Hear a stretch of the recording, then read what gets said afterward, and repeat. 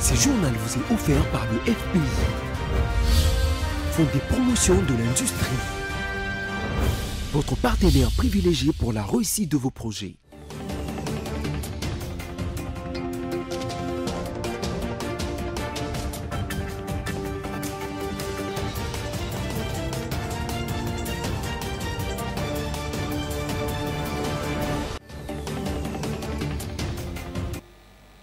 Bienvenue à tous à ce nouveau numéro du journal sur BSC TV.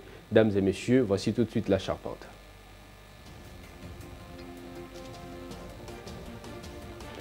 La Cour de cassation se déclare incompétente à juger l'ex-premier ministre Augustin Matata Ponyo-Mapone. Cette décision a été rendue publique lors de l'audience de ce lundi 24 avril 2023.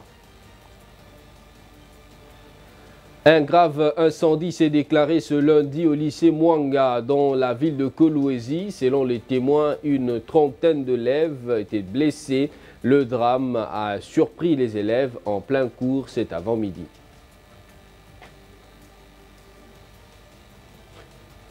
Aujourd'hui, exactement 7 ans et un jour de plus depuis la disparition de l'artiste musicien Papa Wemba, Jules Chungu Wemba Dio a rendu l'âme le 24 avril 2016 de suite d'un malaise à Abidjan en Côte d'Ivoire. Encore une fois de plus, bienvenue à tous. Le Premier ministre Jean-Michel Sama Lukonde Kyenge a présidé par visioconférence la 95e réunion de ministres. Durant cette rencontre, dans les soucis de mettre fin au phénomène Kuluna, il a été demandé au vice-premier ministre chargé de la Défense nationale, Jean-Pierre Bemba Gombo, de relancer la campagne de recrutement et de formation de policiers pour renforcer la sécurité urbaine. Par la même occasion, le VPM en charge de l'économie, Vital Kamere, a donné les causes de la hausse de prix de maïs que connaissent les provinces du Grand Katanga et du Grand Kasaï. On écoute le compte rendu, un extrait du compte rendu lu par Patrick Mouyaya, ministre de la Communication et Médias, porte-parole du gouvernement. La communication du Premier ministre chef du gouvernement a porté sur 3 éléments principaux, à savoir 1. De la recrudescence du banditisme urbain et de la délinquance juvénile dans certaines villes du pays. L'inquiétante montée et la persistance des faits de banditisme et de délinquance juvénile dans certaines grandes villes du pays constituent une préoccupation majeure du gouvernement.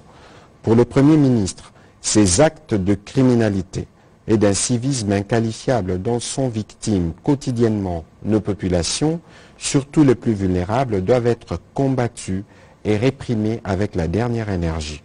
Tenant compte de l'ampleur de ces phénomènes, il a annoncé la convocation d'une réunion urgente sur la question dans les jours à venir avec le ministre sectoriel et les services de sécurité concernés en vue de dégager une fois pour toutes un plan robuste et holistique assorti des moyens en vue de l'éradication totale et définitive de ce phénomène connu à Kinshasa comme le phénomène Kuluna.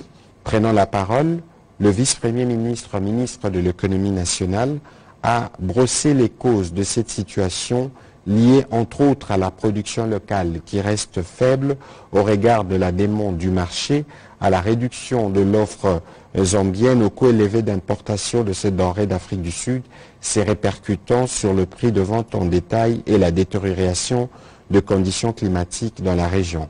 Il a informé les conseils des grandes lignes de mesures préconisées qui sont en cours d'examen au niveau de la commission ECOFIN du gouvernement, et ce avant de passer à la réunion de conjoncture économique spéciale prévue à cet effet en début de semaine pour leur implémentation à court, moyen et long terme. Dans ce cadre, il est prévu une mission qu'il conduira, accompagné de ministres respectivement en charge de l'agriculture, du transport, de l'industrie, de l'entrepreneuriat et PME, pour explorer la faisabilité de ces mesures avec des producteurs locaux. Cette mission devrait-elle parachever les discussions avec la Zambie en vue d'obtenir un accord ferme d'approvisionnement. Elle devra aussi engager les mêmes discussions avec le gouvernement sud-africain. Et puis, les députés nationaux Sosten Maombi Katsongo, élu de Lubero dans le Nord Kivu, a déposé ce lundi 24 avril 2023 au bureau de l'Assemblée nationale la proposition de loi portant principes fondamentaux relatifs à la pêche et à l'aquaculture en République démocratique du Congo. On l'écoute après le dépôt de sa proposition. Je réponds au nom de l'honorable Sosten Maombi Katsongo. Je suis député national, élu du territoire de Lubero, à province du Nord Kivu. Oui, je viens d'initier la loi portant sur les principes fondamentaux relatifs à la pêche et à l'aquaculture. Et, monsieur le journaliste, je voudrais répondre à un problème qui se vit dans notre pays, la République démocratique du Congo, notamment la problématique liée au développement du secteur de pêche et de l'aquaculture. Comme vous le savez, messieurs les journalistes, la pêche, c'est un secteur aussi important. C'est un secteur comme l'aquaculture, mais vous allez vous rendre compte que depuis, par exemple, le secteur de la pêche, depuis 1937, c'est là qu'il y a eu un décret royal qui réglemente la pêche en République démocratique du Congo. En fait, ces décrets-là et son contenu restent jusqu'à présent obsolètes, à ce sens qu'il ne prend pas en compte certaines réalités actuelles. Le secteur de l'aquaculture, quant à lui, en tout cas jusqu'à présent, il n'y a aucune légifération. Il n'y a jamais eu de loi en rapport avec ce secteur d'aquaculture. Alors que, comme vous le savez, messieurs les journalistes, le secteur de la pêche, si on considère les potentiels halieutiques et les réseaux hydrographiques de notre pays. Dans le reste de l'actualité, le Présidium de l'Union sacrée de la Nation a effectué une visite au stade de Martyrs le dimanche dernier. Pour Christophe Mosoko Diampoanga, président de l'Assemblée nationale, la sortie de l'Union sacrée a comme thème « Soyons du bon côté de l'histoire » avec Félix Tshisekedi. Cette sortie officielle est prévue pour le samedi 29 avril 2023 et 500 partis politiques membres de l'Union sacrée sont attendus. En marge de la sortie officielle de l'Union sacrée de la Nation prévue le 29 avril 2023, les présidiums de la plateforme, à l'exception de Jean-Pierre Bemba, étaient dimanche dernier au stade de Martyrs pour faire l'état de lieu du cadre choisi pour cet événement. Accompagné du ministre des Sports, Kabulo Mwana Kabulo, le Présidium a évalué ce stade qui accueillera les militants et sympathisants de plus de 500 partis et regroupements politiques. L'Union sacrée en estime qu'il s'agit de ceux qui ont décidé de s'inscrire du bon côté de l'histoire en vue d'accompagner le président de la République pour la sauvegarde de la nation. La sortie officielle de l'Union sacrée interviendra 3 semaines après la signature de la charte de cette plateforme.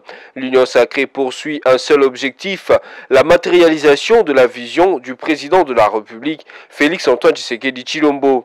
Elle comprend 4 organes, à savoir le Congrès, la Haute Autorité, le Présidium et la conférence de présidents des partis et regroupements politiques. Et puis, dans le souci d'évaluer le niveau d'implantation du parti politique, le leadership et la gouvernance pour le développement, LGD en sigle, parti cher à l'ancien Premier ministre Augustin Matata Ponyo-Mapon, le secrétaire général de cette formation politique, Franklin Chamala, a effectué une mission d'itinérance dans la partie sud du pays, notamment Lubumbashi, Kolwezi et Likasi, ce dans le but de se mettre en ordre de bataille pour les prochaines élections.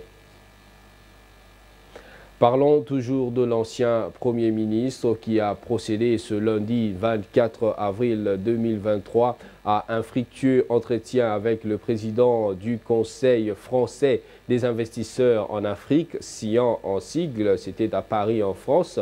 Dans son mot, Matata Ponyo a brossé la situation socio-économique et financière de son pays.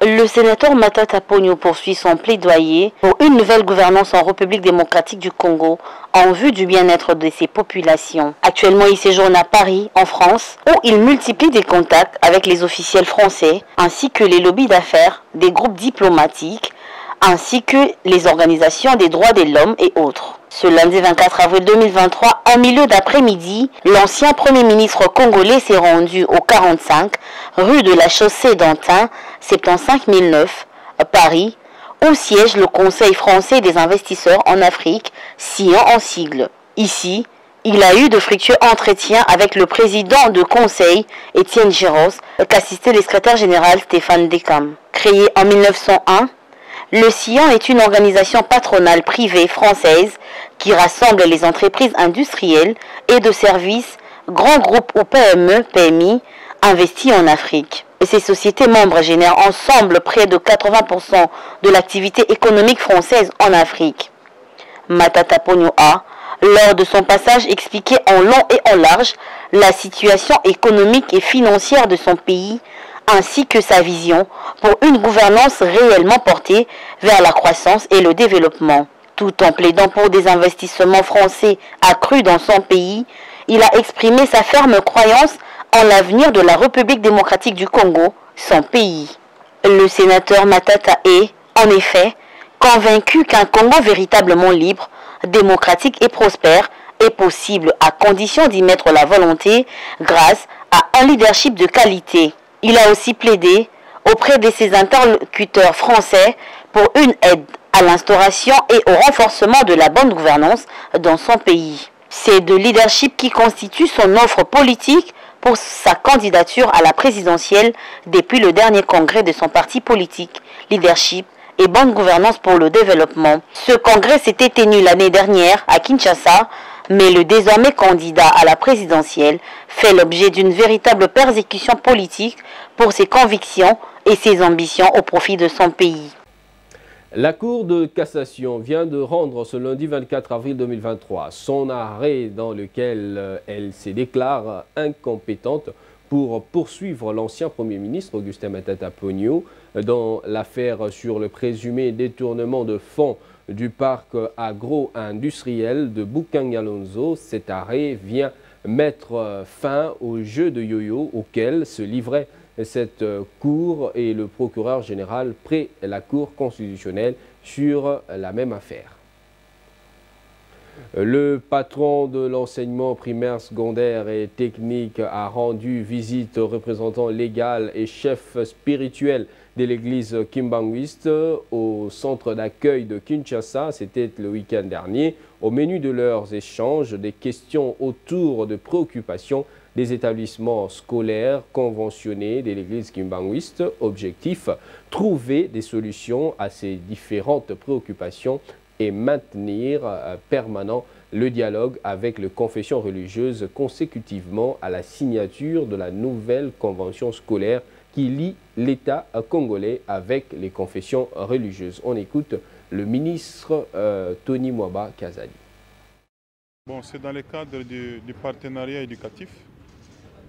Vous savez que l'église kimbanguiste fait partie des confessions religieuses qui accompagnent l'État sur la thématique de l'éducation. Et depuis la signature de la nouvelle convention scolaire, nous avons établi un cadre de concertation qui se fait soit collectivement avec tous les autres ou individuellement lorsqu'il y a un souci dans les secteurs. Et ça se règle à ce niveau-là entre les ministres et les représentants légaux de chaque confession. Donc c'est ce qui vient d'être fait. On a échangé sur un certain nombre de préoccupations qui préoccupent effectivement l'église kimbanguiste et nous l'avons fait et nous allons y travailler. Parlons sécurité dans ce journal. Les militaires de la force régionale de la communauté des États d'Afrique de l'Est réaffirment leur engagement d'être prêts à mourir pour protéger l'intégrité de la République démocratique du Congo. Ils l'ont dit au cours d'une conférence de presse co-animée par le gouverneur militaire de la province du Nord Kivu et le commandant de la dite force. C'était le samedi 22 avril dernier à Goma. Yves Maélé signe cet élément. Prêt à laisser l'air pour protéger l'intégrité de la République démocratique du Congo, c'est ce que les militaires de la force régionale et des communautés d'États d'Afrique de l'Est ont affirmé au cours d'une conférence co-animée par le gouverneur militaire du Nord Kivu, Constant Ndima, et les commandants de l'EAC samedi 22 avril dans la ville de Goma. S'il faut mourir pour que la paix revienne en RDC, s'il faut verser le sang et celui de mon adjoint Emmanuel Aputak, je suis prêt à me sacrifier, a déclaré dans son intervention le commandant kenyan de force régionale, lieutenant-général Jeff Nyanga. Ajouté, nous avons reçu mandat des chefs d'État et de soutenir et de protéger l'intégrité territoriale de la RDC. Des forces sont déployées à ces sujets, tout en se félicitant pour la quasi-totalité du déploiement des contingents devant faire partie de son effectif. Le commandant de la force régionale s'est dit encouragé par la cessation des hostilités conformément à la feuille de route de Luanda et aux différentes résolutions de Nairobi. Et en Ituri, lutte contre l'impunité au sein de forces armées. 9 militaires condamnés de 5 à 12 mois de servitude pénale principale pour meurtre par mutilation et pillage, et 9 autres libérés. 7 personnes condamnées à de peines allant de 5 à 20 ans pour leur participation au mouvement rebelle ougandais ADF. C'est les verdicts rendus par la Cour militaire de l'Ituri dans son audience publique du vendredi dernier à la tribune centrale des Bunia. Images et commentaires. La lutte contre les pratiques d'antivalaires, extirper les indisciplinés au sein de forces de défense et de sécurité, se matérialise depuis l'instauration de l'état de siège. La cour militaire de l'Ituri siégeant en chambre foraine à la tribune officielle de Bunia a condamné 9 militaires à de peines allant de 5 à 12 mois de servitude pénale principale et en a acquitté 9 autres. Ces derniers sont auteurs de crimes de guerre par meurtre, mutilation et pillage de biens des populations civiles et sont condamnés au paiement de 900 à 3000 $ américains aux 80 parties civiles en guise de réparation. Le prononcé du jugement a été lu par le premier président de la Cour militaire de l'Ituri, le colonel magistrat Kelly Dienga Akilili. La Cour militaire de la province de l'Ituri, ayant pris l'affaire en délibéré et ayant contradictoirement renvoyé la cause pour prononcer son arrêt à la date de ce jour, pour le prévenu colonel Miziamo Boki, à la question de savoir si le prévenu Miziamo est coupable de crimes de guerre par mutilation, la Cour militaire, à la majorité devant les membres de sa convention, avait répondu par oui. En conséquence, les condamne en tenant compte de ces circonstances atténuantes susmentionnées à 500 000 francs congolais d'amende payable dans un délai de 2 mois. Pour le capitaine Langui Isaac, à la question de savoir si le prévenu est coupable des faits de la prévention mise à sa charge, la Cour avait répondu par oui. Les circonstances sont, il est délinquant primaire, il peut encore servir la nation sous les drapeaux, il est un père de famille et un combattant. Il avait démontré cela pendant les opérations. En conséquence, les condamne avec admission de très larges circonstances atténuantes à 3 ans de servitude pénale principale. Pour rappel, les faits pour lesquels sont reprochés le condamné remontent en juillet 2021 où les cas de pillage, meurtre, mutilation de cadavres ont été documentés par certaines organisations de la société civile et de la MONUSCO dans les localités de Kobu, Itendei et Bambou en territoire de Djougou, ainsi que le convoi de Médecins sans frontières attaqué en date du 28 octobre 2021. Par ailleurs, le deuxième prononcé du jugement a concerné les réseaux de recruteurs de ZADF où 7 prévenus civils sont reconnus coupables de 3 chefs d'accusation, notamment association de malfaiteurs, participation à un mouvement insurrectionnel et trahison. Nonobstant, la même cour a acquitté 4 autres prévenus dans cette affaire et a ordonné l'arrestation immédiate de 3 prévenus. D'une province à une autre, triste réalité. Un grave incendie s'est déclaré ce lundi 24 avril au lycée Mwanga. Dans la ville de Kolwezi, nous sommes au Lualaba. Selon les témoins de l'événement, Une trentaine d'élèves blessés alors qu'ils tentaient de se sauver. Le feu d'origine inconnue a ravagé une bonne partie du lycée Mwanga. Des enseignants sont aussi parmi les victimes. Ces derniers sont pris en charge à l'hôpital Mwangeshi de Kolwezi et dans d'autres structures sanitaires. Tout de suite après, les autorités de la province du Lualaba ont fait le point de l'incendie au lycée Mwanga à Kolwezi. Aucun mort, 132 personnes blessées et 50% du bâtiment scolaire endommagé. Nous savons tous qu'il y a eu incendie au lycée Mwanga, qui est l'une des grandes écoles de la ville de Kolwezi et pourquoi pas de la province du Lualaba. Tout le monde a été mobilisé, notamment 11 camions-citernes et tous les responsables de la ville de Kolwezi. Nous étions au lycée Mwanga pour assister à la lutte que a menée le groupe des sapeurs-pompiers pour lutter contre ces flammes. Nous avons d'abord constaté que les flammes étaient très fortes, mais Dieu merci, les flammes ont été maîtrisées. Quant au bilan, jusque-là, Dieu merci, nous ne déplorons aucun mort. Donc aucune de nos filles du lycée Mwanga n'est décédée jusque-là. Néanmoins, j'ai à mes côtés le ministre de la Santé qui peut donner en détail les quelques cas qui sont pris en charge par les structures sanitaires de la ville de Kolwezi. Et nous osons croire qu'après, il n'y aurait pas de mort. Mais pour le moment, il n'y a pas un seul cas de décès par rapport à l'incendie que nous avons connu ce matin. Nous déplorons aussi le fait que du moins 50% du bâtiment a été endommagé et l'État pourra peut-être assister les sœurs ou l'Église catholique à reconstruire ce que nous avons perdu. Néanmoins, il y a lieu d'espérer que l'année scolaire n'est pas finie pour le lycée Mwanga. Il y a toujours moyen parce qu'il y a quelques locaux qui peuvent encore être utilisés en attendant la reconstruction de la partie endommagée. Je vais demander au ministre. Tout à fait autre chose. 24 avril 2016, 24 avril 2023, 7 ans jour pour jour depuis que tirait sa révérence Papa Wemba du haut de la scène du Festival des musiques urbaines d'Anoumabo, FEMUA en sigle, à Abidjan en Côte d'Ivoire, de suite d'un malaise. Sur ce, la rédaction de BCTV se souvenu de cette icône de la musique congolaise. Roger Matadi a signé cet élément. Yeah, yeah, yeah, yeah, yeah, yeah, yeah, yo, yo, yo.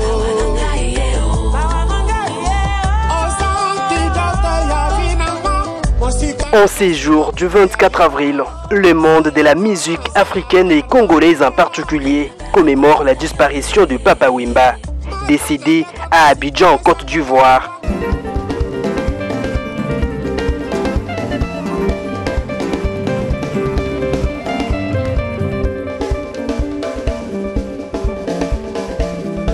Né le 14 juin 1949 à Lubefou, au Congo belge, est mort le 24 avril 2016 des suites d'un malaise sur scène.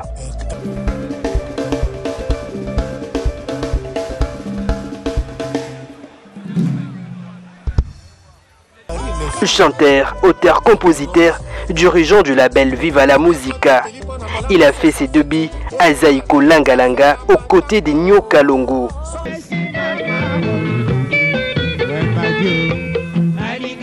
Cette icône de la musique congolaise qui a impacté les 4 coins du monde avec sa belle voix et sa musique convaincante est considéré comme l'un des pères de la rumba moderne et roi de l'afropop.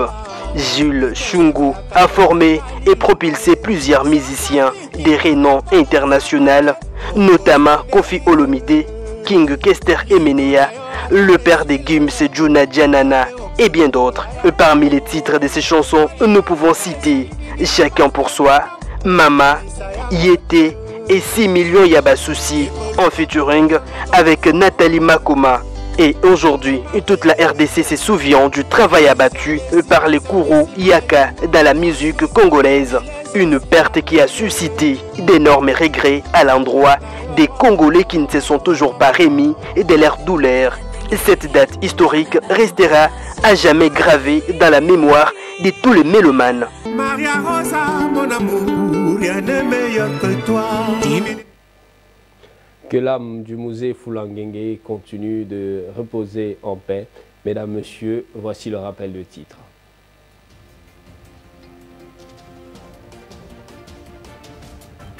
La Cour de cassation se déclare incompétente à juger l'ex-premier ministre Augustin Matata Ponyo-Mapone. Cette décision a été rendue publique lors de l'audience de ce lundi 24 avril 2023. On vous a également dit dans ce journal qu'un grave incendie s'était déclaré ce lundi au lycée Mwanga dans la ville de Kolwezi. Selon les témoins, une trentaine d'élèves blessés. Le drame a surpris ces enfants en plein cours cet avant-midi.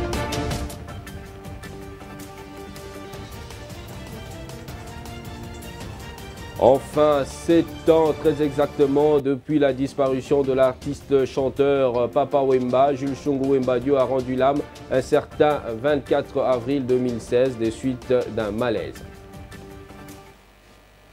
Voilà tout pour ce journal. Merci de l'avoir suivi. Restez fidèles sur BSC-TV. Au revoir.